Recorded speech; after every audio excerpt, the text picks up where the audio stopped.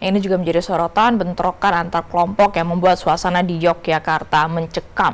Kedua kelompok yang sempat terlibat bentrok ini adalah kelompok supporter Brajamusti dengan kelompok silat Persaudaraan Setia Hati Trate.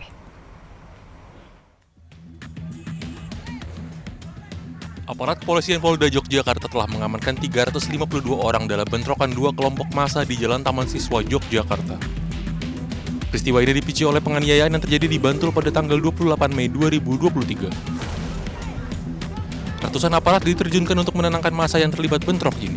Polisi yang berada di lokasi terus berusaha memukul mundur kedua kelompok massa yang terlibat bentrokan. Anggota kepolisian berjaga menutup jalan Wiroguna dengan barakuda guna mencegah massa masuk ke permukiman warga. Ratusan pelaku yang terlibat bentrokan pun berhasil diamankan petugas. Evakuasi ke Polda Jogja menggunakan kendaraan Polri. Berapa truk tadi? 18, ulangi 16, maaf. 16, berarti ratusan dan tadi. Iya. Karena diterapkan masih penjagaan satu kompi kita siapkan di sini untuk melakukan penjagaan dan juga selain penjagaan juga melakukan patroli. Guna menghindari adanya aksi bentrokan massa susulan, sejumlah anggota kepolisian disiagakan di lokasi kejadian. Kepolisian Daerah Istimewa Yogyakarta menghimbau kepada seluruh lapisan masyarakat untuk tidak terpancing isu negatif agar situasi tetap kondusif. Tim Liputan, BTV.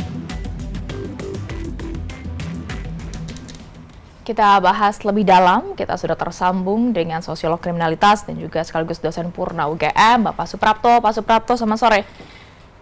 Selamat sore, salam sehat untuk semuanya. Ya, Pak Suprapto, sebenarnya ada informasi terbarunya ya bahwa para petinggi dari PSHT dan juga Brajamusti ini sudah bertemu dan mereka memutuskan untuk berdamai. Menurut Anda, apakah dengan para petinggi dari PSHT dan juga Brajamusti yang sudah bersalaman menyatakan sudah berdamai, apakah ini bisa meredam tensi antara dua kelompok untuk bisa memastikan dan sama-sama menjaga kondusivitas maupun kedamaian di Yogyakarta?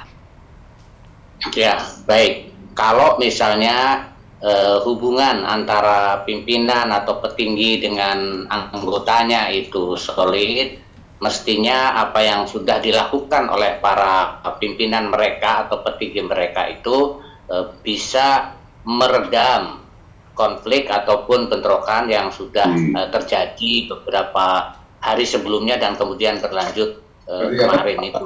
Saya kira mestinya akan dipatuhi gitu ya.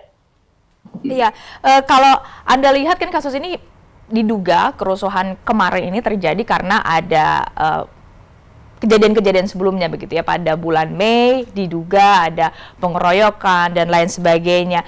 Anda melihat bisakah kemudian berhenti sampai dengan kemarin ketika sudah dinyatakan berdamai? Kalau berdasarkan pengalaman yang sudah-sudah gitu ya, ketika para petinggi ataupun para ketua dari sebuah organisasi atau komunitas itu memang bisa mereda.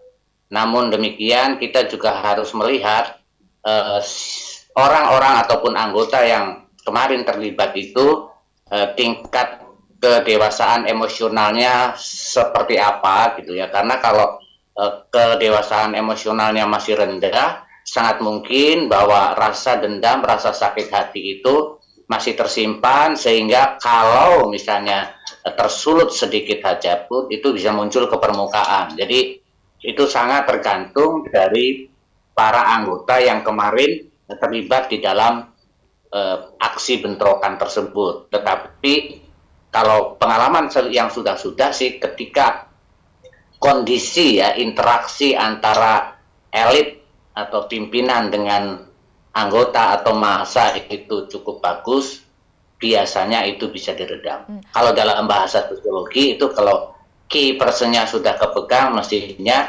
ibarat sapu lidi, kalau yang atas itu sudah kita gerakan, maka yang di bawah itu akan bergerak. Harusnya jadi mengikut gitu ya, Pak Suprapto. Jadi menurut Anda pendekatan seperti apa yang tepat bagi APH maupun jadi tadi ya key person atau pemimpin dari kelompok ini untuk sama-sama memastikan kejadian seperti kemarin tidak terulang kembali?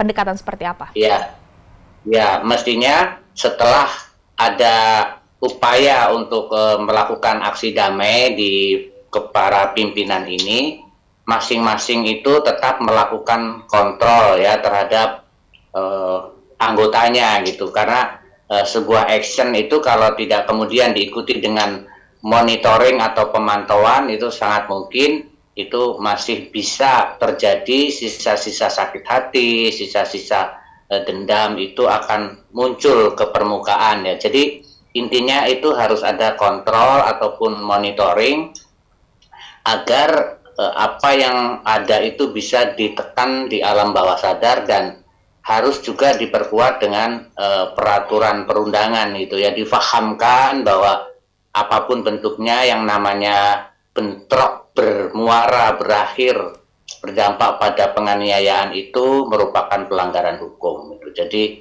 jangan sampai mereka kemudian terlena bahwa di dalam kehidupan kita ini ada peraturan perundangan yang mengikat untuk tidak menyakiti satu sama lain. Oke, jadi pesan damai itu dipastikan harus sampai ke semua anggotanya dan proses hukum tetap berjalan, begitu ya Pak Suprapto?